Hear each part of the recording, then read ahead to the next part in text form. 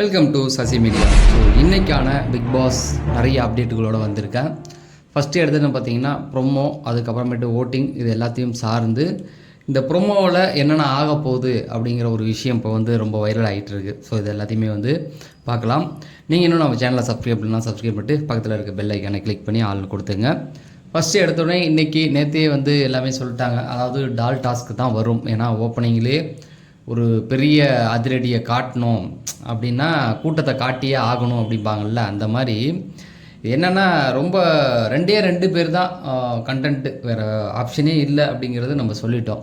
இன்றைக்கி நீங்கள் 2 ப்ரோமோ வந்தது, 2 ப்ரோமோலையும் யாரை ஹைலைட் பண்ணி காமிச்சாங்கன்றதை மட்டுமே நீங்கள் பாருங்கள். 2 ப்ரோமோ யார் வந்திருக்காங்க அப்படிங்கிறது நேற்று ப்ரோமோ பாருங்கள், முந்தின நாள் பாருங்கள். இப்படி இப்போ ஒரு 10, 6, 7 நாள் போயிடுச்சுல்ல, யார் அதிகமாக வந்திருப்பான்னு நீங்கள் கனெக்ட் பண்ணி சொன்னீங்கன்னா உங்களுக்கு தெரிஞ்சு போயிடும்.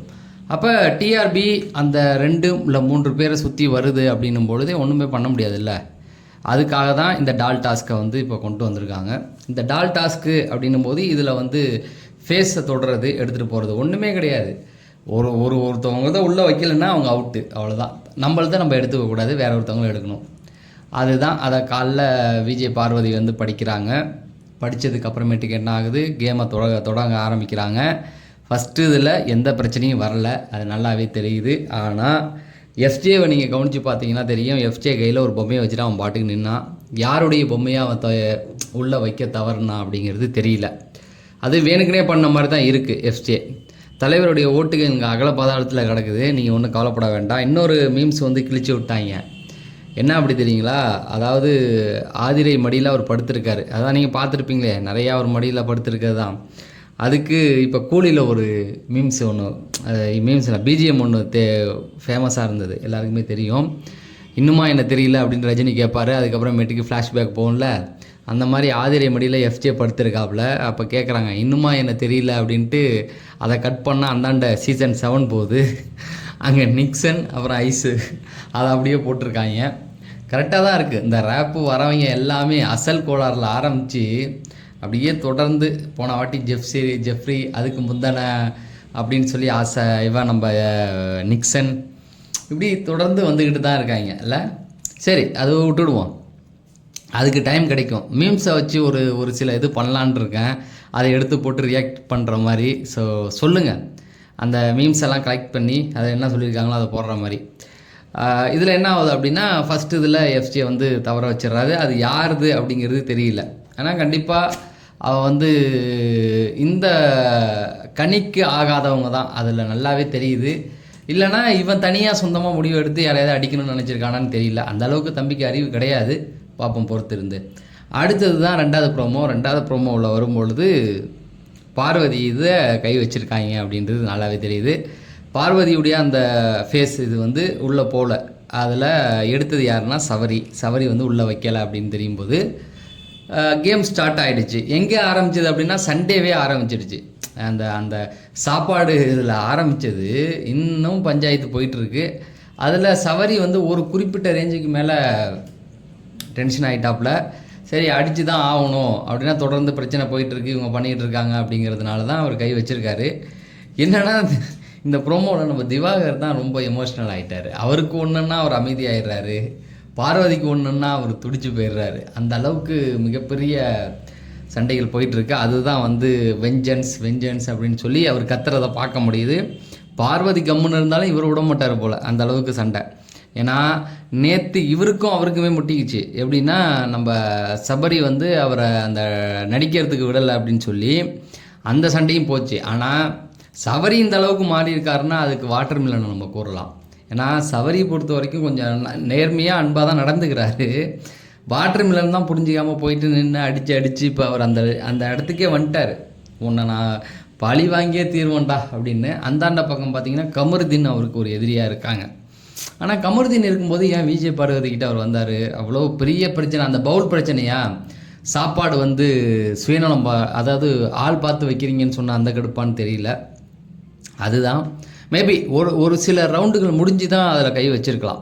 அப்படி பார்த்தா கூட ஒரு சில 2 ரவுண்டுகள் முடிஞ்சு தான், எடுத்த எடுப்பில் அப்படி வந்திருக்க வாய்ப்பில்லை. ஏன்னா ஃபஸ்ட் ரவுண்டில் பெரிய எதுவும் சம்பளம் நடந்த மாதிரி தெரியல. சரி, இதெல்லாம் நடந்திருக்கு. இதோடைய அதாவது அந்த ஃபஸ்ட்டு அந்த போன வாரத்துடைய தொடக்கம் இருக்குல்ல, அதை வச்சு தான் இவனுங்க விளையாட ஆரம்பிக்கிறானுங்க. இதனால என்ன ஆகும் அப்படின்னு பார்த்தீங்கன்னா, ஒரு கேங் பிரியும். ஏன்னா எப்போவுமே ஒரு கூட்டு சேர்ந்து ஆடுற ஆட்டம் தான் இந்த டால் டாஸ்க்கு. அப்படி இருக்கும்போது அந்த டால் இதை வச்சு ஆடும்போது ஒரு குரூப்பு தனியாக விளையாட முடியாது, ஒரு குரூப்பாக சேர்ந்து தான் ஆடணும். அப்படி சேரும்போது ஆல்ரெடி ஒரு குரூப் இங்கே ஃபார்ம் ஆகிருக்கும். இப்போ பாருங்களேன், விஜய் பார்வதி, கலையரசன் இவங்க ஒரு குரூப்பாக இருக்கலாம், வாட்டர்மிலன். அந்த பக்கம் பார்த்தீங்கன்னா பிரவீன், இவனுங்க கமருதீன், இவனுங்கள்லாம் ஒரு குரூப்பாக இருக்குன்னு தான் பார்க்க முடியுது. அந்த பக்கம் பார்த்தீங்கன்னா கனி, அவங்க ஒரு குரூப்பை ஃபார்ம் பண்ணி வச்சுருக்காங்க. ஆல்ரெடி 3 இருக்குது. ஹையஸ்ட் வந்து 4 குரூப் இருந்தது 5வது சீசனோ 4வது சீசனோ ஆதி இருந்தப்போ. சரி, அந்த குரூப்புக்குள்ளே இப்போ வந்து அதை அப்படியே அச்சாரமாக விட்டு இன்னும் கொஞ்சம் ஆணித்தரமாக நம்ம ஒரு குரூப்பை ஸ்ட்ராங்காக பண்ணலாம் அப்படிங்கிறதுக்கு இது இந்த டாஸ்க் வந்து ஹெல்ப் பண்ணும். அதில் எத்தனை குரூப் இப்போ இப்போ ஒரு சில குரூப் உடஞ்சி இப்போ ஒன்றா சேரலாம், ஒரு 5 பேர் ஒன்றா சேர்ந்து நிற்கலாம். பலமான அந்த டீம்னா எதுனா அந்த அன்பு கேங் தாங்க, நாளில் இருந்தது. அந்த மாதிரி கனி வந்து ஒரு கேங் அமைக்க பார்க்குறாங்க. கூடி சீக்கிரம் அது நடந்துடும். அதில் ஒரு 6-7 பேர் இருந்தாங்கன்னா தேவையில்லாதவனெல்லாம் அடித்து வெளியில் அனுப்பலாம். அதுக்கான அந்த வேலைகள் இப்போ நடந்துக்கிட்டு இருக்குன்னு நினைக்கிறேன். அதில் செமையாக பண்ணானுங்க. அந்த மாதிரி தான் இப்போ அவங்க பண்ண பார்க்கலாம். சரி, இன்றைய டாஸ்க்கு, இன்றைக்கி எபிசோடு எல்லாமே பரபரப்பாக தான் இருக்க போது. தொடங்கினதும் தெரியாது, அந்த டாஸ்க் வந்ததுக்கப்புறமேட்டுக்கு இன்ட்ரெஸ்டிங்காக போகும். இப்போ அடுத்த ப்ரோமோவில் வந்து என்ன கலவரம் வெடிக்க போகுதுன்னு தெரியல. ஆனால் அது வந்து எப்படின்னா முன்ன பின்ன தான் காட்டுவாங்க. முதல்ல நடந்தது கடைசியில் நடந்தது முன்னது அப்படின்னு தான் போட்டு காமிச்சிக்கிட்டு இருக்காங்க. இதோடைய விளைவாக என்ன ஆச்சு அப்படின்னா, ஓட்டிங்கில் சபரி இறங்கிட்டார். காலையில் ஓட்டிங் நான் கொடுக்கும் பொழுது சபரியோடைய அந்த பாயிண்ட் ஓட்டிங் வந்து முன்னாடி இருந்தது. இப்போ என்ன ஆச்சுன்னா, இந்த ப்ரொமோ வந்ததுக்கு அப்புறமேட்டுக்கு அவர் இறங்கி மேலே திவாகர் போயிட்டார் அப்படிங்கிறது தான். ஸோ சபரிக்கும் திவாகருக்கும் வந்து ஒரு 100 ஓட்டுக்குள்ளே டிஃப்ரெண்ட்டுக்குள்ளே சுற்றி வராங்க. இன்னைய கேம் ஒருவேளை சபரி மேலே ஏதாவது தவறு இருந்தால் அவர் 2வது இடத்துக்கு ஸ்டாண்டர்டாக போயிடுவார். வாட்டர்மிலன் அடித்து துவம்சம் பண்ணிட்டு போயிடுவார் அப்படிங்கிறது தான். அதுதான் நேற்று எபிசோடு வைஸில் பார்க்கும்போது வாட்டர்மிலன் மேலே கொஞ்சம் தப்பு இருந்தது. சபரி மேலே கொஞ்சம் அது பார்ஷியாலிட்டி பார்த்து சாப்பாடு வைக்கிறாரு, எங்களை நடிக்க விடலை அப்படின்னது வந்து சாப்பாடு விஷயத்தை விட்டுடலாம். ஆனால் நடிக்க வைக்கிறதுல அவர் கரெக்டான முடிவு தான் எடுத்திருந்தார். ஓகேங்களா, அது வந்து தப்பு சொல்ல முடியாது. இப்படி நேற்று அவர் மேலே கொஞ்சம் பாசிட்டிவ் பாயிண்ட்லாம் இருந்தது. ஆனால் இன்றைக்கி என்ன நடக்க போகுது, இன்றைக்கி டாஸ்கில் வந்து பலருடைய அந்த கேமோடைய நம்பர் கவுண்டிங் வந்து மாறும். ஏன்னா அந்த ஓட்டிங் எண்ணிக்கை மாறும். இன்றைக்கி அவங்க எப்படி விளையாண்டுருக்காங்கன்றதை பார்த்து தான் எபிசோட் முடிஞ்சு ஓட்டுகள் போடுவாங்க.